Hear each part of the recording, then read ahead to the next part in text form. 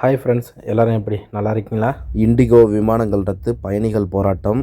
Visit visa, tourist visa, work visa, இந்த விசாலெல்லாம் வரக்கூடிய வெளிநாட்டவர்கள் ரொம்ப அலர்ட்டாக இருங்க. குவைத் வரும் பயணிகளை எச்சரித்த the director general of civil aviation department. உண்டியல் மூலம் தினார் அனுப்பக்கூடிய வெளிநாட்டவர்களுக்கு ஆப் ரெடி ஆயிடுச்சு.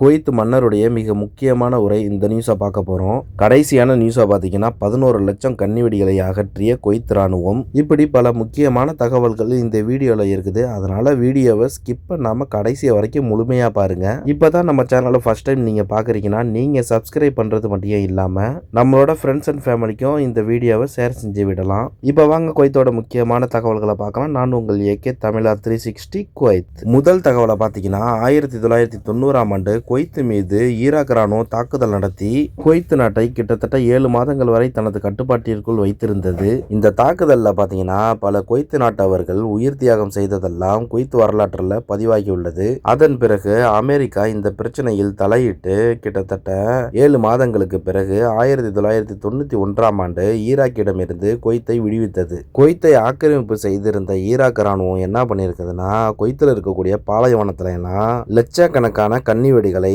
பாலைவன பூமிக்கு அடியில் வைத்து சென்றுள்ளனர். தற்போது வரைக்கும் குவைத் ராணுவம் 11,27,686 கன்னிவெடிகளை கண்டுபிடித்து அகற்றி உள்ளதாக கூறியுள்ளது. அதனால பாலைவனத்துக்கு பக்கத்தில் வேலை பார்க்கக்கூடிய நம்ம ஆளுங்க குவைத் ராணுவத்தால் பாலைவன பகுதியில் வைக்கப்பட்டிருக்கும் எச்சரிக்கை பலகைகளை தாண்டி போயிட வேணாம், அதிக எச்சரிக்கையாயிருங்க. இப்போ வாங்க அடுத்த நியூஸை பார்த்துடலாம். ஜிசிசி நாடுகளுடைய 46வது உச்சி மாநாடு இந்த தடவை பஹ்ரைனில் ஏற்பாடு செய்யப்பட்டிருந்தது. இந்த உச்சி மாநாட்டில் பேசிய குவைத் மன்னர் அவர்கள் கத்தார் மீது இஸ்ரேல் தொடுத்த தாக்குதலை வன்மையாக கண்டித்தும் இதுவரை பாலஸ்தீன் மீது நடத்தப்படும் தாக்குதலை உடனடியாக நிறுத்தப்பட வேண்டும் என இஸ்ரேலை கண்டித்து பேசியுள்ளார்கள். இதைத் தொடர்ந்து ஜிசிசி நாடுகளுடைய மன்னர்கள் மற்றும் தலைவர்கள் இஸ்ரேலுக்கு எதிராக தங்களது கண்டனங்களை பதிவு செய்ததும் குறிப்பிடத்தக்கது. குவைத் நாட்டில் பார்த்தீங்கன்னா இந்த பிரவுன் சுகருக்கு எதிராக சட்டங்கள் மிக கடுமையாக்கப்பட்டுள்ளது. வருகின்ற டிசம்பர் 15ஆம் தேதியிலிருந்து இந்த சட்டம் அமலுக்கு வரும் என்றும் குவைத் அரசால் தடை செய்யப்பட்ட பொருட்களை வைத்திருப்பவர்கள் மீதும் இந்த சட்டம் பாயும் எனவும் குவைத் மன்னர் அவர்கள் எச்சரித்துள்ளார்கள்.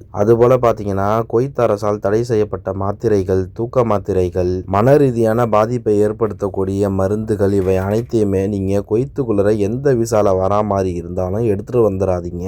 ஒருவேளை நீங்க பிபி மற்றும் சுகர் டேப்லெட் எடுத்துட்டு வர போறீங்கன்னா மருத்துவரோட பரிந்துரையின்படி அதற்குண்டான ரிசிப்டை கட்டாயமா மறக்காம எடுத்துக்கிட்டு வந்துருங்க. அடுத்த தகவலை பார்த்தீங்கன்னா இண்டிகோ ஏர்லைன்ஸோட 500க்கும் மேற்பட்ட விமானங்கள் தொடர்ச்சியாக ரத்து செய்யப்பட்டுள்ளது. இதனால் Kuwait, Saudi Arabia, United Arab Emirates மற்றும் யூரோப் நாடுகளுக்கு செல்லவிருந்த ஆயிரக்கணக்கான பயணிகள் அவதிக்குள்ளாக்கியுள்ளனர். இண்டிகோ ஏர்லைன்ஸிடம் போதிய விமானிகள் இல்லாத காரணத்தினாலும் விமானிகளின் பணி நேர வரம்பு விதிகளை பின்பற்ற முடியாத காரணத்தினாலும் விமானங்கள் ரத்து செய்யப்பட்டதாக கூறப்படுகிறது. சென்னை, கோவா, மும்பை போன்ற விமான நிலையங்களில் பயணிகள் போராட்டத்தில் ஈடுபட்டது குறிப்பிடத்தக்கது. இப்ப அடுத்த தகவலை பார்த்தீங்கன்னா குவைத் நாட்டின் நிதி மற்றும் பொருளாதார பாதுகாப்புக்கு நேரடியாக அச்சுறுத்தலை ஏற்படுத்தும் சட்டவிரோதமாக செய்யப்படும் பண பரிவர்த்தனை. அதாங்க இந்த உண்டியல் மூலமாக ஊருக்கு பணம் அனுப்பினால் புதிய சட்டத்தின்படி உண்டியல் பணத்தை பெறும் ஏஜென்ட்டுகளாக இருந்தாலும் சரி, பணத்தை அனுப்பக்கூடிய வெளிநாட்டவர்களாக இருந்தாலும் சரி, மாட்டிக்கிட்டா அவ்வளவுதாங்க, 6 மாதம் சிறை தண்டனை மற்றும் 3000 குவைத் தினார் அபராதம் விதிக்கப்படும் எச்சரிக்கப்பட்டுள்ளது. இப்ப பாத்தீங்கன்னா ஒரு குவைத் தினார் நம்ம ஊர் காசுக்கு 293 ரூபா ரேஞ்சில்